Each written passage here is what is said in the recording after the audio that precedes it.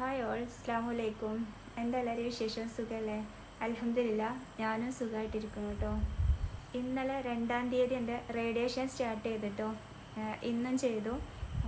കുഴപ്പമൊന്നുമില്ല, ചെറിയ ഓരോ പ്രശ്നങ്ങളുണ്ട്. പിന്നെ ഡോക്ടർ നേരത്തെ പറഞ്ഞിട്ടുണ്ടായിരുന്നു ഛർദിയെല്ലാം ഉണ്ടാവുന്നില്ലേ. എന്നാലും അൽഹംദുലില്ലാ ഞാൻ ഓക്കെയാണ്. ഞാൻ റേഡിയേഷന് പോവാണ്, എനിക്കതിനെപ്പറ്റി അറിയില്ല, ടെൻഷൻ ഉണ്ടെന്നെല്ലാം പറഞ്ഞപ്പോൾ ഒരുപാട് ആൾക്കാർ വീഡിയോയിൽ കമൻറ്റ് ചെയ്തിട്ടുണ്ടായിരുന്നു റേഡിയേഷന് വലിയ ബുദ്ധിമുട്ടുകളൊന്നും ഉണ്ടാവില്ല എന്നൊക്കെ. അപ്പോൾ അതൊക്കെ എനിക്ക് ഒരുപാട് സഹായമായിട്ടോ. ഇന്നലെ ഫസ്റ്റത്തെ ദിവസമായതുകൊണ്ട് ഒരു 10 മിനിറ്റ് എല്ലാം തോന്നിയിട്ടോ. മാർക്കിടാൻ അങ്ങനത്തതെല്ലാം ഉണ്ടായിരുന്നു. മാർക്കിട്ടത് തന്നെ ഒന്നുകൂടി ക്ലിയർ ആക്കാനൊക്കെ ആയിട്ട് സമയം എടുത്തുകൊണ്ടായിരിക്കും 10 മിനിറ്റ് എല്ലാം തോന്നിയിട്ടുണ്ടായിരുന്നു.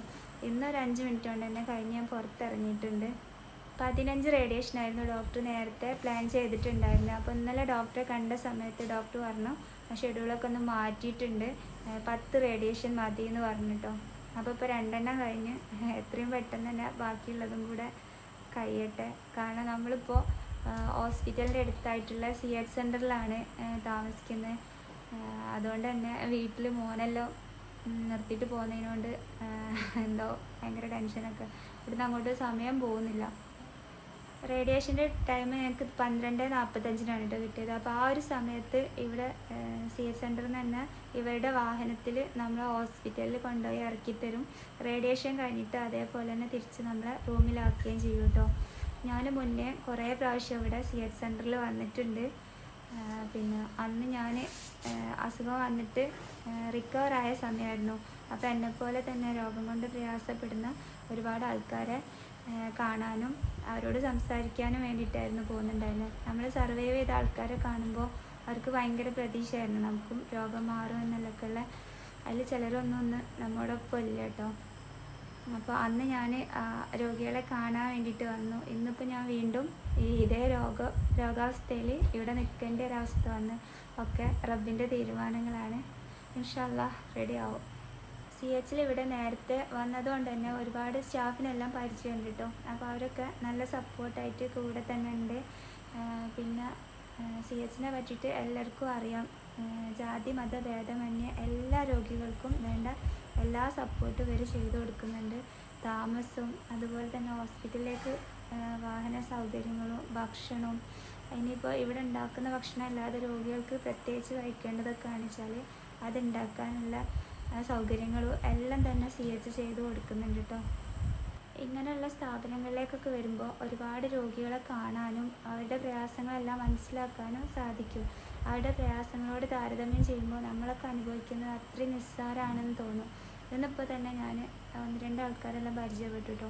അപ്പോൾ ആ സമയത്ത് എന്താ പറയുക, തീർത്തും കിടപ്പിലായ ആൾക്കാർ, അതായത് ഈ ബോണിനെല്ലാം വന്നിട്ട് കിടപ്പിലാണ്. ആ അവസ്ഥയിലും അവർക്ക് കീമോ റേഡിയേഷനൊക്കെ ചെയ്യേണ്ട അവസ്ഥ. തീർത്തും മറ്റുള്ളവരെ ആശ്രയിച്ച് ജീവിക്കുന്ന ആളുകൾ. അപ്പോൾ അവരുടെ എല്ലാം പ്രയാസങ്ങൾ കേൾക്കുമ്പോൾ നമ്മളുടേതൊക്കെ അത്രയും നിസ്സാരമാണ്. അപ്പോൾ എനിക്ക് തന്നെ ഇപ്പോൾ ആ PET സ്കാനിൽ സ്റ്റൊമക്കിലുള്ള സിസ്റ്റം ഒന്ന് സൈസ് കൂടിയിട്ടുണ്ടെന്ന് പറഞ്ഞ സമയത്ത് ഞാനും ടെൻഷൻ അടിച്ചിട്ടുണ്ടായിരുന്നു. അപ്പോൾ ഞാനിന്ന് അതേപ്പറ്റി ചിന്തിക്കുക. അൽഹംദുലില്ലാ എനിക്കിപ്പോൾ എണീറ്റ് നടക്കാനോ എൻ്റെ കാര്യങ്ങൾ സ്വന്തമായിട്ട് ചെയ്യാനൊന്നും ഒരു ബുദ്ധിമുട്ടുമില്ല. സംസാരിക്കാൻ പറ്റുന്നുണ്ട്, കുറേശ്ശെ ആണെങ്കിലും ഭക്ഷണം കഴിക്കാൻ പറ്റുന്നുണ്ട്. അൽഹംദുലില്ലാ അതൊന്നും സാധിക്കാത്ത എത്ര ആൾക്കാർ നമ്മുടെ ചുറ്റും ഉണ്ട്. അപ്പോൾ അവരിലേക്ക് നോക്കി നമുക്ക് റബ്ബ് തന്ന അനുഗ്രഹങ്ങളോട് നന്ദി കാണിക്കുക. എൻ്റെ വീഡിയോ കാണുന്നതിൽ അധികവും അതേപോലെ തന്നെ എന്നെ വിളിച്ച് സംസാരിക്കുന്നത് രോഗികളോ അതേപോലെ രോഗികളായിട്ട് ബന്ധപ്പെട്ട ആൾക്കാരൊക്കെയാണ് കേട്ടോ. അപ്പോൾ എനിക്ക് പറ്റുന്നില്ല, എനിക്ക് വീണ്ടും സുഖമില്ല എന്നെല്ലാം പറയുമ്പോൾ സ്വാഭാവികമായിട്ടും അവർക്ക് ടെൻഷൻ ഉണ്ടാവാൻ സാധ്യതയുണ്ട്. അപ്പോൾ അത് ഞാൻ മനസ്സിലാക്കുന്നു കേട്ടോ. കാരണം ട്രീറ്റ്മെൻറ്റ് എടുത്തിട്ട് ഇപ്പോൾ റിക്കവറായി നിൽക്കുന്ന ആൾക്കാരൊക്കെ ആയിരിക്കും ചിലപ്പോൾ അവരുടെ മനസ്സിൽ ഇനി അസുഖം എനിക്ക് വീണ്ടും വരുമോ എന്നൊക്കെ ഉള്ളൊരു ചിന്ത വരാൻ സാധ്യതയുണ്ട്. അപ്പോൾ ഞാൻ അവരോടാണ് കേട്ടോ പറയുന്നത്, ഈ അസുഖം വന്നിട്ട് ഒരു പ്രയാസവും കൂടാതെ ജോലി ചെയ്ത് ജീവിക്കുന്ന ഒരുപാട് ആൾക്കാരുണ്ട് കേട്ടോ. എല്ലാ കേസും ഒന്നും തിരിച്ചു വരില്ല. എൻ്റെതൊക്കെ റെയറായിട്ടുള്ള കേസാണ്, അതുകൊണ്ടാണ് വീണ്ടും വന്നത്.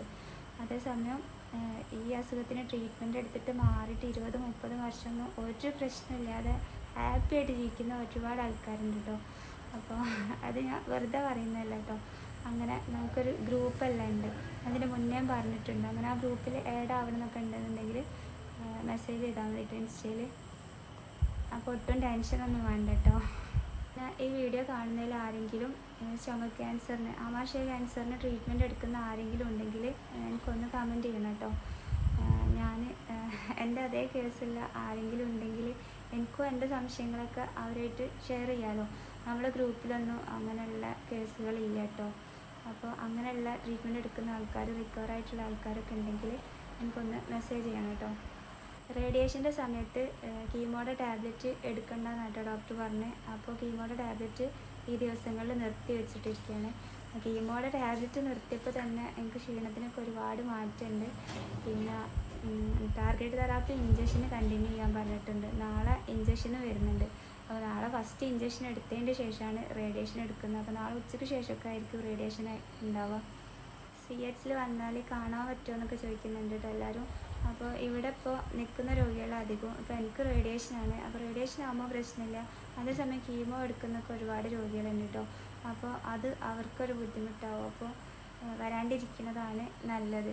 കാരണം അത്രയും കെയറൊക്കെ ചെയ്ത് കൊണ്ടെടുക്കുന്ന രോഗികളാണ്. അപ്പോൾ നമ്മൾ കാരണം മറ്റുള്ളവർക്ക് ഒരു പ്രയാസം വേണ്ട എന്നുള്ളതുകൊണ്ട് ഇൻഷാ അല്ലാഹ് പിന്നീട് എപ്പോഴെങ്കിലുമൊക്കെ കാണാം കേട്ടോ. ഈ റേഡിയേഷൻ എടുക്കണമെന്ന് ഡോക്ടർ പറഞ്ഞ സമയത്ത് എനിക്ക് റേഡിയേഷൻ എന്താണെന്ന് അറിയാത്തതിനുകൊണ്ട് അതൊട്ടും അക്സെപ്റ്റ് ചെയ്യാൻ എനിക്ക് നല്ല പ്രയാസം ഉണ്ടായിരുന്നു കേട്ടോ. അതിൻ്റെ ആ ചെറിയ ടെൻഷനൊക്കെ എനിക്കുണ്ടായിരുന്നു. അപ്പോൾ ഇന്നലെ റേഡിയേഷന് കയറി ഇറങ്ങിയ സമയത്ത് ഹസ്ബൻഡെല്ലാം ചോദിച്ച് എന്താണ് ചെയ്തത് എന്നുള്ളത്. അപ്പോൾ ഞാനാണെങ്കിൽ ആ റേഡിയേഷന് കയറിയ സമയത്ത് കണ്ണടച്ച് പ്രാർത്ഥിച്ച് കിടന്നതാണ്. ഞാനൊന്നും അറിഞ്ഞിട്ടില്ല, ഒന്നും കണ്ടില്ല എന്താ ചെയ്തതെന്നല്ലോ. അപ്പോൾ ഇന്ന് റേഡിയേഷന് കയറിയ സമയത്ത് ഞാൻ കണ്ണൊക്കെ തുറന്ന് എല്ലാം നോക്കിട്ടോ. അപ്പോൾ കുറഞ്ഞ സമയം, കുറഞ്ഞ സെക്കൻഡുകളാണ് ആ ഒരു ഇത് നടക്കുന്നത്. ഒട്ടും പേടിക്കാനൊന്നുമില്ല, നമ്മളൊന്നും അറിയൊന്നുമില്ല. പിന്നെ സ്റ്റൊമക്കൊക്കെ ആകുമ്പോൾ റേഡിയേഷന് ശേഷം വോമിറ്റിങ് പോലത്തെ ചെറിയ പ്രശ്നങ്ങളൊക്കെ വരുന്നുണ്ട് കേട്ടോ. പിന്നെ വായിലൂടെ ഇങ്ങനെ ഒരു കൊഴുപ്പ് വരുന്നുണ്ട്. അതങ്ങനെ ഉണ്ടാവുമെന്ന് ഡോക്ടർ പറഞ്ഞിട്ടുണ്ട്. അപ്പോൾ അതെല്ലാം എനിക്ക് കീമോയുടെ സമയത്തും ഉണ്ടായിരുന്നു. വേറെ ബുദ്ധിമുട്ടുകളൊന്നുമില്ല കേട്ടോ. പിന്നെ ചിലരൊക്കെ ആ ഡ്രസ്സിൻ്റെ വീഡിയോ കണ്ടിട്ട് സ്ക്രീൻഷോട്ട് എല്ലാം അയക്കുന്നുണ്ട് കേട്ടോ.